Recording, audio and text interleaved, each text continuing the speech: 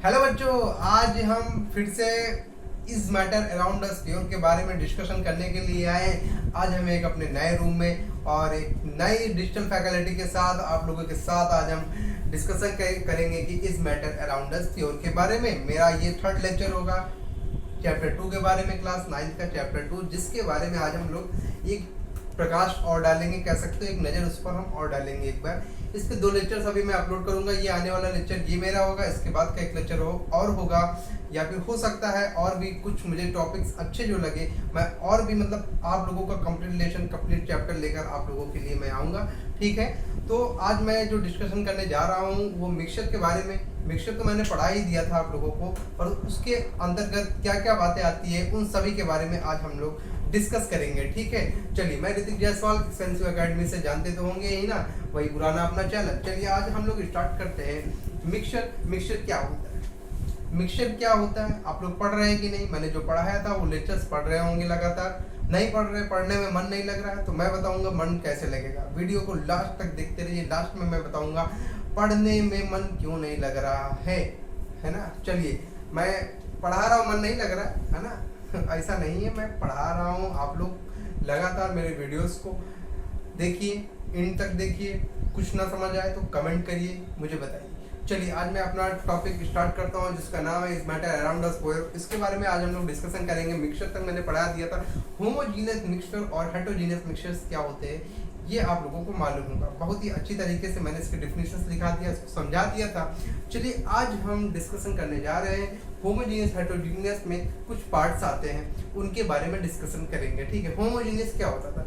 मैंने बताया था होमोजीनियस वह सब्सटेंस है जो क्या हो जाए, आपस में मिक्स हो जाए और हमें उसके पार्टिकल्स दिखाई न दे। वो एक पार्टिकल्स का ही रूप, या फिर कह सकते हो एक सॉल्यूशंस का ही रूप ले ले। उसमें हम सॉल्यूट या सॉल्वेंट्स इन सब के बारे में भी डिस्कशन करेंगे, पर मैं कहना चाहता हूँ उसमें ना हमें सॉल्यूट ना सॉल्वेंट उसके बारे में न मालूम हो, तो वही हमारा क्या होमोजीनियस मिक्सचर कहलाते थे। हेटेरोजीनियस मिक्सचर्स क्या होते हैं? हेटेरोजीनियस मिक्सचर्स ऐसे मिक्सचर्स होते हैं जिनके हम बहुत ही आसानी से परख सके, उनको हम लोग गेस कर सके, उनको हम लोग निकाल सके, वही हमारे हेटेरोजीनियस मिक्सचर्स होते हैं। चलिए आज मैंने इसका एग्जांपल भी लिया था हेटेरोजीनियस मिक्सचर्स का, है ना, याद तो होगा ही। चलिए आज हम लोग डिस्कशन करने जा रहे हैं मिक्सचर्स में। जो आता है हमारा कौन सा मिक्सचर में आता है हमारा मिक्सचर, जिसके अंतर्गत हम लोगों ने पढ़ा था इसके 2 टाइप्स थे, है ना, याद होगा।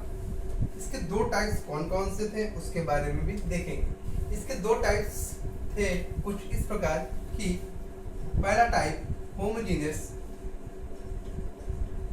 और दूसरा था हेटेरोजीनियस मिक्सचर। हेटेरोजीनियस मिक्सचर, ठीक है ना, हेटेरोजीनियस मिक्सचर, इधर भी लिख लेंगे मिक्सचर।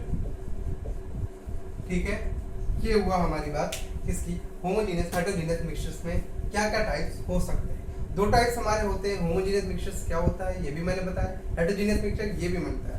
अब बात आती है इसमें हम लोग और कौन से टाइप्स पढ़ना चाहते हैं। आप लोग पढ़े नहीं होंगे, आप लोगों ने कहा होगा कि यार इसके अंदर अब कौन सा टाइप के अंदर टाइप हम लोग निकाल रहे हैं, किस तरह टाइप के अंदर टाइप, इसके अंदर भी टाइप देखेंगे कौन कौन से टाइप्स होते हैं।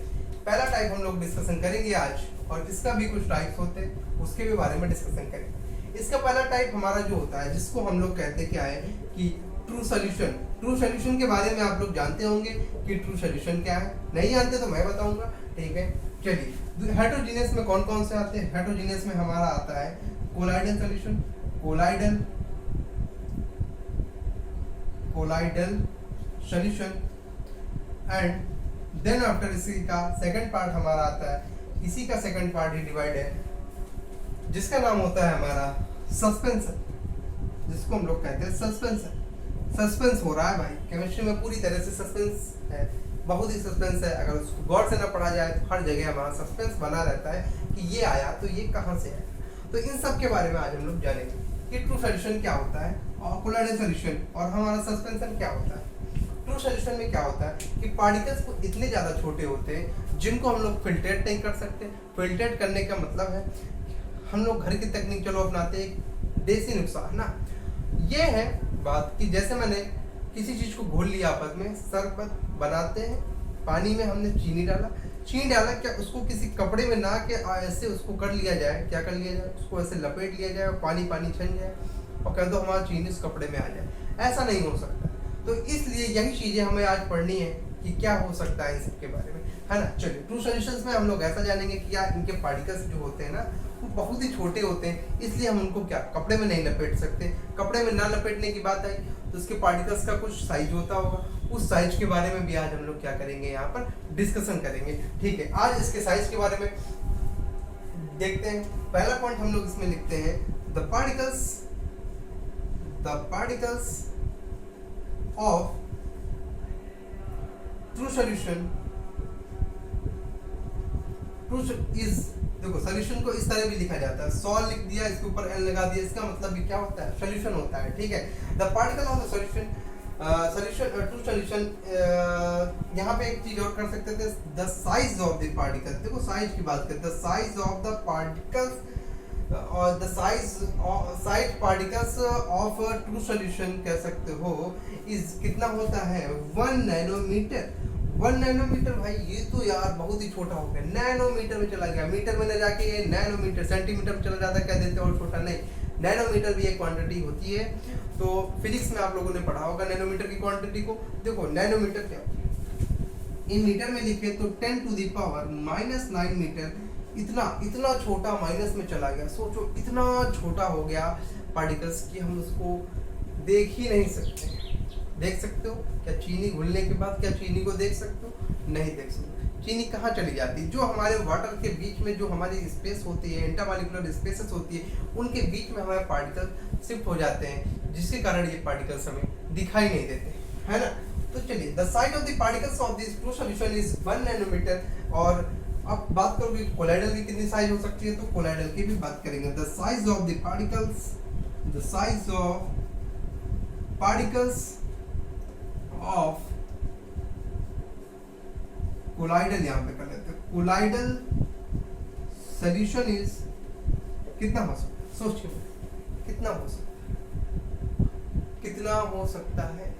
देखो यहाँ पर size of the particles of true solution is 1 nanometre, size of the particle of the solution is कितना हो सकता है, इसका देखो भाई ये हो सकता है 100 नैनोमीटर के बीच, 1 से 100 नैनोमीटर, कुछ इस तरह इसको लिख देते हैं, किस तरह कि साइज ऑफ द पार्टिकल्स, एक minute, size of the particles colloidal solution का 1 से 100 नैनोमीटर, कुछ इस तरह लिख दे। 1 से 100 नैनोमीटर मतलब देखो 1 नैनोमीटर का मैंने बताया 10 टू द पावर -9 मीटर से 10 टू द पावर -7 मीटर के बीच में इनकी जो क्वांटिटी होगी, इनकी जो साइज होगी, वो होती क्या है, कोलाइडल सॉल्यूशन कहलाते हैं। The size of the suspension particles is, the size of suspension, the size of suspension particles is कितनी हो सकती, is greater या larger, कुछ भी कह लो, larger than 100 नैनोमीटर, बहुत ही ज्यादा इसकी साइज होती है। देखो 100 नैनोमीटर भी ये क्रॉस कर दिया, 100 नैनोमीटर, इसको हम कुछ इस तरह लिखते हैं, greater than 10 to the power -9 metre, इस तरह भी लिख लो, याद करने का तरीका हो जाएगा हमारे पास बहुत ही आसानी से। ठीक है, तो हम इस तरह जानेंगे साइज ऑफ द पार्टिकल्स।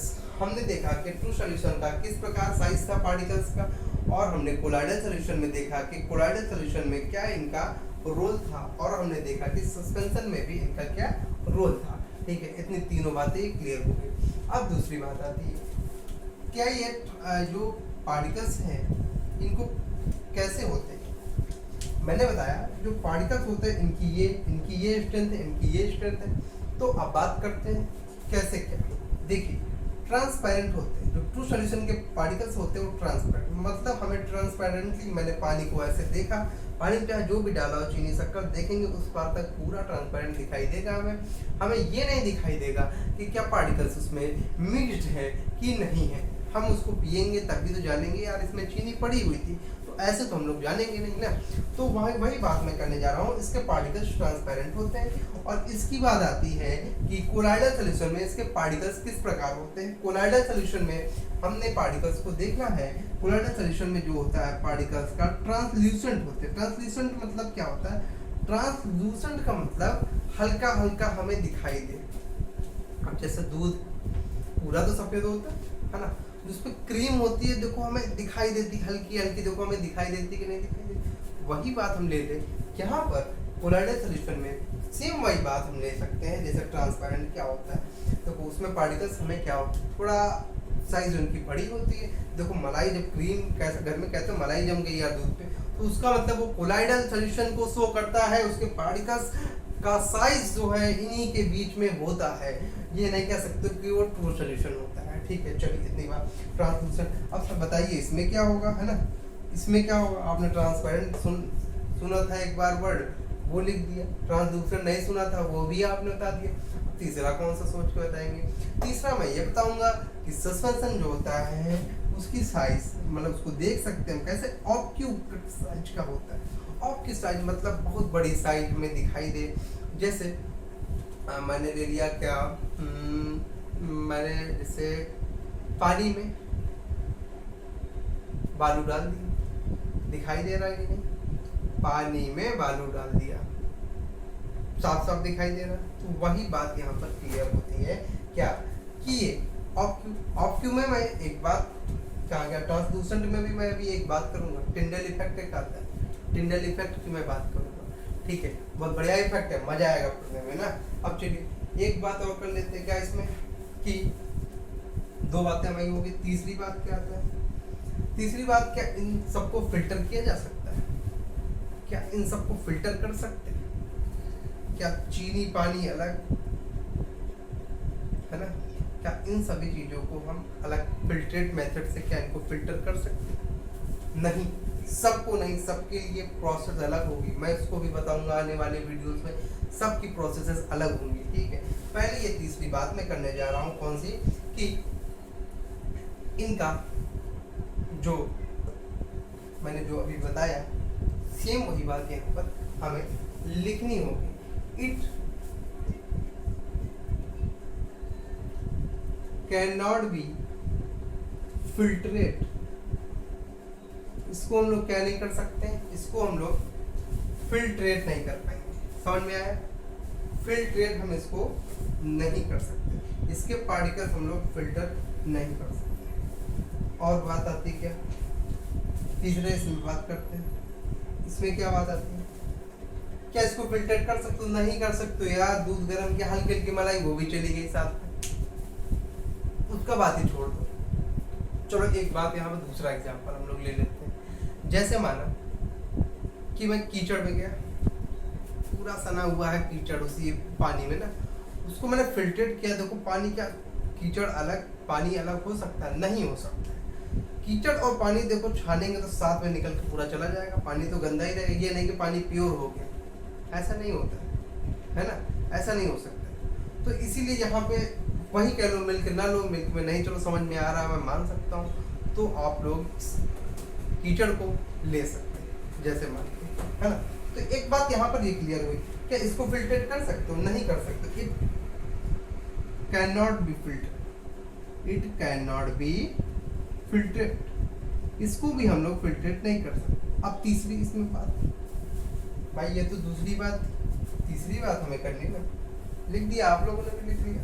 अरे लिखो, देखो यार, इसको फिल्ट्रेट कर सकते भाई। पानी में मैंने क्या डाल दिया था वहाँ पर, अभी मैंने जो बताया सैंड डाला था, तो सैंड को हम लोग फिल्टर कर सकते हैं, उसके पार्टिकल्स की साइज बड़ी होती है, तो ये इसको फिल्टर कर सकते हैं। It can be filtered, it can be filtrate, इसको हम लोग क्या कर सकते हैं, फिल्ट्रेट कर सकते हैं। समझ में आया। अब बात आती है, इतनी बात तो क्लियर, क्या हम लोगों ने देखा इतनी चीजें। अब बात ये आती है कि तीन प्रॉपर्टी हो गई, अब और कुछ सोचो जरा, क्या हो सकता है इसमें, सोचो। क्या ये पार्टिकल्स स्कैटर हो सकते हैं, स्कैटर, सोचो सोचा स्कैटर, मैंने बात करी स्कैटरिंग, जो बीम ऑफ लाइट्स होती है ना। अब सुनो ध्यान से, बीम ऑफ लाइट्स का स्कैटरिंग कराना, भैया पार्टिकल्स है, लाइट पड़ी स्कैटर। देखो टिंडल इफेक्ट में मैं अभी पढ़ाऊंगा, स्कैटरिंग का वहां पर बहुत बड़ा फिनोमिना है, बहुत बड़ा रोल प्ले कर रहा है टिंडल इफेक्ट। टिंडल इफेक्ट जो कोलाइडल में पढ़ेंगे हम लोग, कोलाइडल का ही वो एक कह सकते हो, उसी का एक दिया हुआ ला है टिंडल इफेक्ट। टिंडल इफेक्ट उसमें मैं पार्टिकल्स की बात करूँ। चलिए यहाँ तक नीचे वाली लाइन दिखाई दे रही है आप लोगों को? नहीं दिखाई दे रही तो मैंने बोल दिया है, उसको आप लोग लिख लीजिएगा, है ना। कुछ तो दिखाई दे रहा है, ज़्यादा नीचे तक नहीं कर सकता हूँ, लंबा है थोड़ा ब्लैक को, है ना। चलिए ऊपर मैं पास करता हूँ, ऊपर से लिखना फिर मैं स्टार्ट करता हूँ, ठीक है। इसी के और पार्ट्स अभी मैं लिखना बात करेंगे कि किस प्रकार इनको लिख लेना। चलिए इतना मैं पास करता हूँ। इधर कोलाइडल, इधर ट्रू सॉल्यूशंस का हेडिंग पड़ी हुई थी। इसी का चौथा पार्ट का बात करते हैं। चौथा पार्ट क्या, मैंने था स्कैटरिंग क्या होता है। बीम ऑफ लाइट्स का जो स्कैटर कराना ना, वही हमारी क्या स्कैटरिंग कहलाती है। तो ट्रू सॉल्यूशन में होता क्या है कि जो बीम ऑफ लाइट्स होती है ट्रू सॉल्यूशन में स्कैटर नहीं करती। पार्टिकल्स छोटे, बहुत ही ज़्यादा छोटे होने के कारण उसमें स्कैटरिंग का फिनोमिना नहीं हो पाता है। पर कोलाइडल में हमारा पार्टिकल्स थोड़े बड़े होते हैं, साइज में ट्रू से बड़े होते हैं, तो इसलिए वहाँ पर हमारा जो है स्कैटरिंग का फिनोमिना हो सकता है। पर सस्पेंशन में बहुत ही ज़्यादा स्कैटरिंग का फिनोमिना होता है, तो वहाँ पर हम ये बातें लिखेंगे कि स्कैटरिंग का क्या। चलिए पहला ट्रू सॉल्यूशन में लिखते हैं, does not scatter the beam of light, beam of light, ये हमारा बीम ऑफ लाइट्स को स्कैटर नहीं करता है। तो इसी तरह हम लोग बात कोलाइडल में कर लेते हैं। कोलाइडल में क्या मैंने बताया कि स्कैटरिंग होती है, क्यों? पार्टिकल्स इसके थोड़े मॉलिक्यूल्स हमारे बड़े होते हैं। Scatter the beam of light, या भी कह सकते हो कि स्कैटरिंग का फिनोमिना इसमें होता है। यहां पर क्या होगा, scatter the beam of light, scatter the beam of light, इसमें हमारा स्कैटरिंग फिनोमिना इन दोनों में होता है। कोलाइडल और सस्पेंशन में हमारा स्कैटरिंग फिनोमिना होता है, ठीक है। तो एग्जाम्पल लिखने की जरूरत पड़ेगी, लिख दो एग्जाम्पल। चलिए लिख देता हूँ एग्जाम्पल क्या होगा। एग्जाम्पल मैंने बात किया किसकी,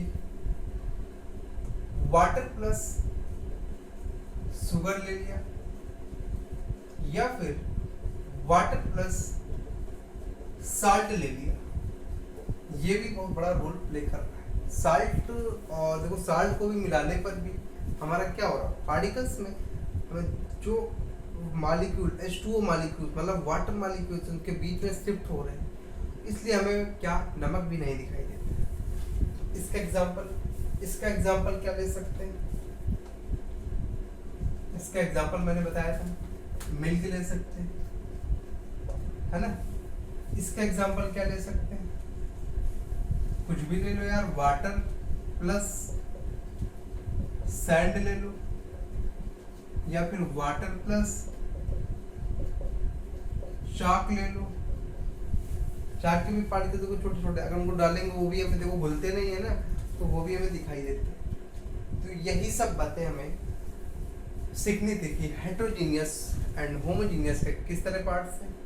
देखो मैंने अभी देखो आप लोगों की बुक में जो लिखा है ना, बहुत ही गंदा लिखा है, समझ नहीं आ रहा उसमें, पर यहाँ से एकदम क्लैरिफिकेशन मिल रहा है आप लोगों को, कहाँ से क्या होगा वो मैंने सब बताया। एक चीज गौर करे होंगे, मैंने बहुत बड़ी बात यहाँ पर कही, क्या कही कि मिक्सचर का ही पार्ट था हमारा क्या, होमोजीनियस हेट्रोजीनियस, है ना। देखो होमोजीनियस पूछेगा ट्रू सॉल्यूशन कौन सा नेचर शो करता है, कह दोगे होमोजीनियस नेचर शो करता है। इसीलिए मैंने देखो डायरेक्टली यहीं पर पार्ट निकाल के, ये नहीं कि वहां पर मैंने एक लाइन लिखा दिया, ग्राफ बनवाया, लिखवा दिया कि it is a homogeneous nature, नहीं, मैंने मिक्सचर से ही निकाला कि होमोजीनियस नेचर है, वहीं से याद कर लो। हेट्रोजीनियस में देखो ये दो आते हैं, बात क्लियर। होमोजीनियस और हेट्रोजीनियस नेचर के बारे में जान गए। होमोजीनियस में मैंने देखा कि हमारे पार्टिकल्स की साइज, जो ट्रू सोल्यूशन था उसका पार्टिकल्स की साइज क्या थी, 1 नैनोमीटर थी। हमने कोलाइडल सोल्यूशन में देखा कि 1 से 100 नैनोमीटर के बीच में, मतलब 10⁻⁹ से 10⁻⁷ मीटर के बीच में हमारे इसकी क्या मॉलिक्यूल्स की साइज होती है, मतलब कह सकते हो पार्टिकल्स की साइज होती है, वो इन्हीं के दो के बीच में लाई करती है। और जो हमारा सस्पेंशन पड़ा, सस्पेंशन में मैंने देखा 100 नैनोमीटर से एबव होता है, it means it is greater than 10⁻⁹ nanometre, sorry metre, है ना। ठीक है, इतनी बात क्लियर। चलिए इतना नोट कर लीजिए, फिर मैं आगे बताऊं। आगे बात ये कि अब हेडिंग डाल के हम लोग ट्रू सॉल्यूशन के बारे में और डीपली पढ़ते हैं। हमारे लोग के सिलेबस में है तभी मैं पढ़ा रहा हूँ। सिलेबस में ट्रू सॉल्यूशन का मैंने ऐसे दे दिया, ऐसे नहीं था, पर मैंने ये कम से कम समझो 2 से 3 पेज इन्हीं इसी में समा दिया। पढ़ने की जरूरत ही नहीं पड़ी अलग से, सिर्फ इसी से पढ़ लो, काम हो गया पूरा। ऑब्जेक्टिव क्वेश्चन सारे इससे बन जाएंगे। इससे पूछेंगे ट्रू सॉल्यूशन की, अभी डेफिनेशंस के बारे में, डेफिनेशन मुझे लिखानी है, इसके ट्रू सॉल्यूशन की डेफिनेशन क्या होती है, सॉल्यूट और सॉल्वेंट्स क्या होते हैं, उन सब के बारे में इसको नोट कर लिया। चल ना नोट किया हो तो नोट कर लीजिएगा।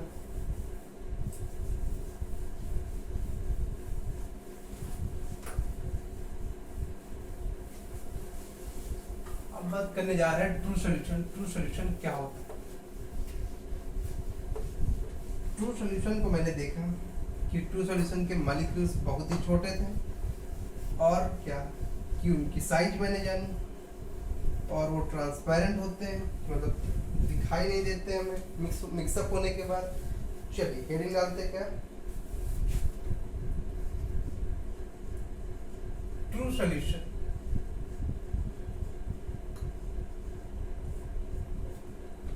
कि हमारा ट्रू सॉल्यूशन क्या होता है? ट्रू सॉल्यूशन ऐसा होमोजीनियस मिक्सचर होता है, क्योंकि ये होमोजीनियस का ही पार्ट है। पहली बात क्लियर, मैं बार बार होमोजीनियस को दोहरा हूँ, जिसके कारण कि आप लोगों को याद हो जाए कि ट्रू सॉल्यूशन जो है वो होमोजीनियस का मेन पार्ट होता है। ये होमोजीनियस का पार्ट है।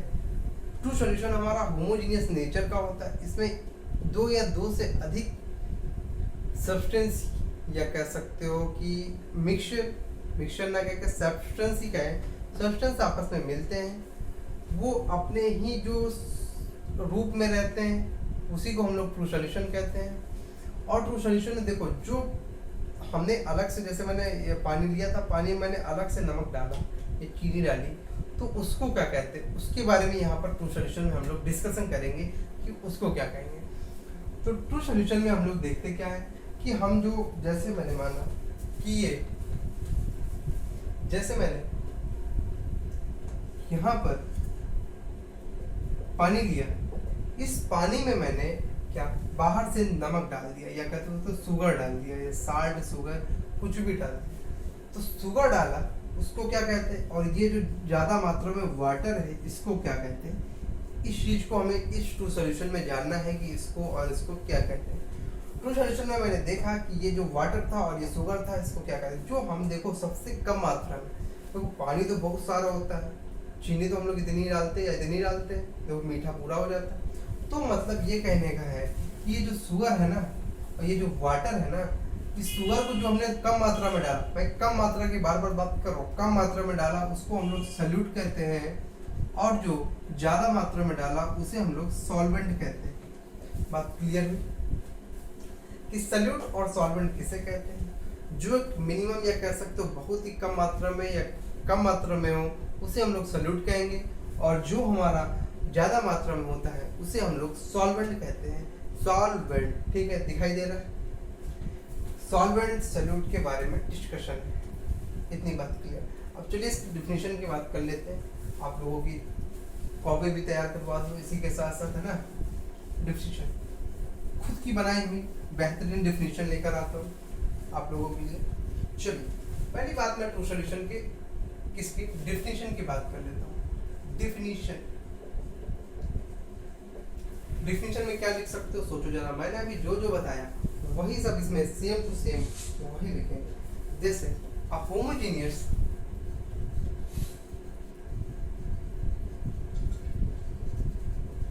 Mixture of two or more substances is called, उसी को हम लोग कहते हैं true solution. True solution definition की बात clear. A homogeneous mixture of two or more substance is called, जो बोला मैंने वही सेम टू सेम लिखाया। अब ट्रू सॉल्यूशन में मैंने सॉल्यूट और सॉल्वेंट की बात किया तो उसको भी लिखाना पड़ेगा। सॉल्यूट मैंने क्या बताया आप लोगों को, सॉल्यूट में ये बताया कि सॉल्यूट क्या है और सॉल्वेंट क्या है। सॉल्यूट मतलब मैंने बताया कि सॉल्यूट वह सब्सटेंस जो एक हमारे मिनिमम मात्रा में या कह सकते हो मिनिमम अमाउंट में प्रेजेंट रहे, उसे ही हम लोग क्या कहते हैं, उसे ही हम लोग सॉल्यूट कहेंगे। और सॉल्वेंट किसे कहते हैं, सॉल्वेंट हम लोग उसे कहते हैं जो हमारा ज्यादा मात्रा में प्रेजेंट हो। चलिए देखते हैं सॉल्यूट और सॉल्वेंट की definition. The component which is present in excess amount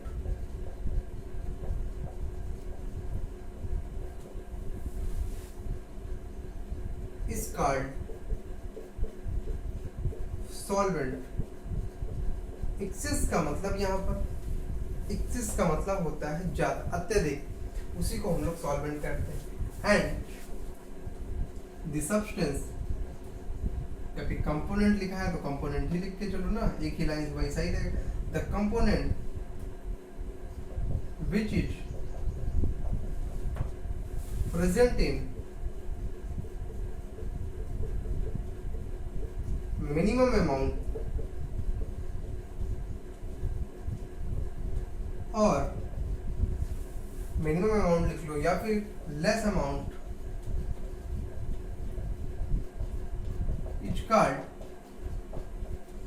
उसी को हम लोग क्या कह सकते हैं, उसी को हम लोग सॉल्यूट कहते हैं। ठीक है, बात क्लियर हुई कि मतलब ऐसा कंपोनेंट जो हमारी कम मात्रा में प्रेजेंट है और ऐसा कंपोनेंट जो हमारी ज्यादा मात्रा में प्रेजेंट है। इतनी सी बात हमें ट्रू सॉल्यूशन में करनी थी, है ना, बात क्लियर हुई। अब चलिए इतना नोट कर लीजिए, नोट कर लीजिएगा। चलिए अब मैं बताता हूँ क्या कि कोलाइडल सॉल्यूशन क्या होता है।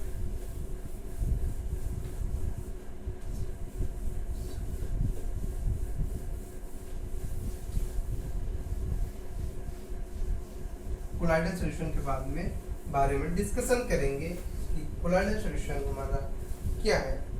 चलिए colloidal solution, colloidal solution, colloidal solution के बारे में मैंने बताया कि ऐसा सब्सटेंस या ऐसा कंपोनेंट, ऐसा सब्सटेंस या ऐसा कंपोनेंट जो हमें दिखाई दे, हल्का फुल्का दिखाई दे। मैंने जैसे क्रीम या फिर कह सकते हो मैं कीचड़ और पानी की बात किया था, है ना, क्या उसको छान के निकाल सकते हो, नहीं निकाल सकते, तो वही बातें यहाँ पर हमें करनी थी। ठीक है, तो कोलाइडल सॉल्यूशन में होता क्या है, सोच के बताओ जरा क्या हो सकता है। इतनी डिफिनेशन में बता चुका हूँ, सोच के बताओ क्या हो सकता है। कोलाइडल सॉल्यूशन में कोई बड़ी बात नहीं है, वही जो पढ़ाया है वही लिख दो कि ये हेटेरोजेनियस मिक्सचर होता है भाई साहब ये, और इसमें इसकी साइज ना लिखो तो मतलब ये हेटेरोजेनियस नेचर का होता है। एक दो पार्टिकल्स या कह सकते हो दो से अधिक हमारे सब्सटेंस मिलकर जो बनाते हैं उसे हम लोग क्या कहते हैं, कोलाइडल सॉल्यूशन कह सकते हैं। ठीक है, तो इसकी भी डेफिनेशन लिखना चाहेंगे आप लोग कि यह एक हेटेरोजेनियस, ऐसे लिख दो द हेटेरोजेनियस मिक्सचर, ऐसा मिक्सचर और उसमें जो पार्टिकल्स हैं हमारे प्रेजेंट है वही हमारे कोलाइडल सॉल्यूशन होते हैं। पर एक यहाँ पर बात बहुत धांसू बात है, जबरदस्त बात, क्या कि यहाँ पर जैसे वहां पर सॉल्यूट और सॉल्वेंट बताया था, वैसे यहाँ पर डिस्पर्स फेज और डिस्पर्स मीडियम की बात आई। ये क्या भाई साहब, ये तो अब डर गए यार, तो बहुत यार मतलब कह दो यार बहुत गंदे टीचर हो यार, क्या क्या पढ़ा रहे हो समझ में नहीं यार। तो सुनो यार, कुछ नहीं है, जैसे सल्यूट और सॉल्वेंट था सेम वही उठा के रख दो। देखो कैसे, इसके सामने सल्यूट रख दो, इसके सामने सॉल्वेंट रख दो, है ना। सल्यूट और सॉल्वेंट रख दिया, सीधी सी बात। मैंने जब इतना लिख दिया तो मतलब क्या कि जो डिस्टर्ब फेज होता है वो हमारा सल्यूट होता है और डिस्पर्स मीडियम वो होता है सॉल्वेंट। सीधी सी बात, सल्यूट और सॉल्वेंट का सिंपल सा फंडा है, यही सामने लिख लो और यही डिफिनेशन उतार दो। पर डिफिनेशन तो यार टॉपिक अलग है तो डिफिनेशन भी तो कुछ अलग ही होगी ना। तो इसलिए तो इसकी भी पहले हम ये जानेंगे डिस्पर्स फेज और डिस्पर्स मीडियम क्या हो। डिस्पर्स फेज सल्यूट है, डिस्पर्स मीडियम सॉल्वेंट। सॉल्वेंट की बात मैंने बताई, सुनो डेफिनेशन बहुत ही सरल लिख दो। धातु डेफिनेशन देखो, अ हेटेरोजेनियस मिक्सचर या फिर कह सकते हो हेटेरोजेनियस है ना, हेटेरोजेनियस। भाई ये बहुत जीनियस है इसीलिए इसका नाम जीनियस पड़ा। A heterogeneous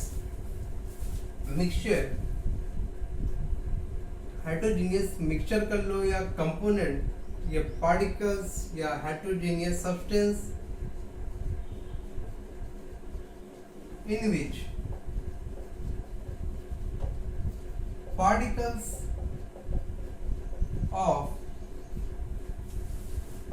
of यहाँ तक की बात की है।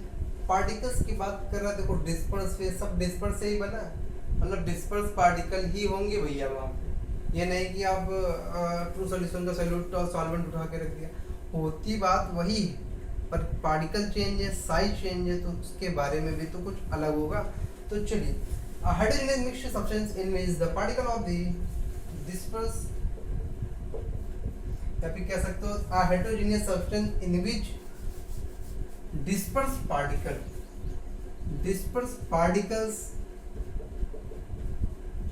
the heterogeneous mixture in which the dispersed particle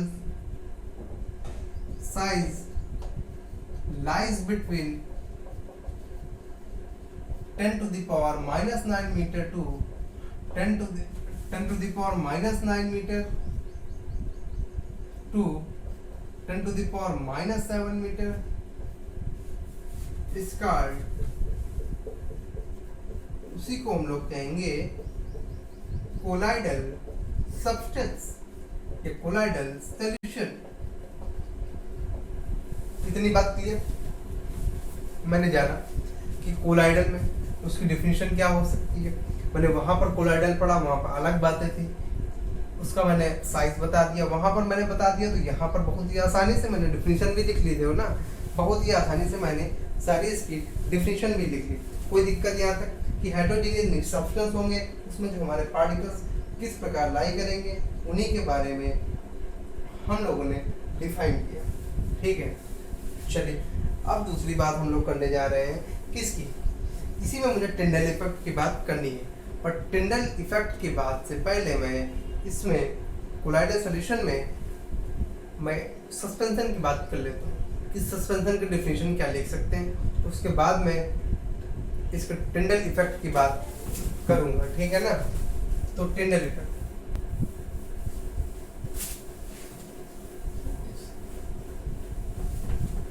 इसमें भैया बड़ा कठिन है, कठिन पर कुछ नहीं है।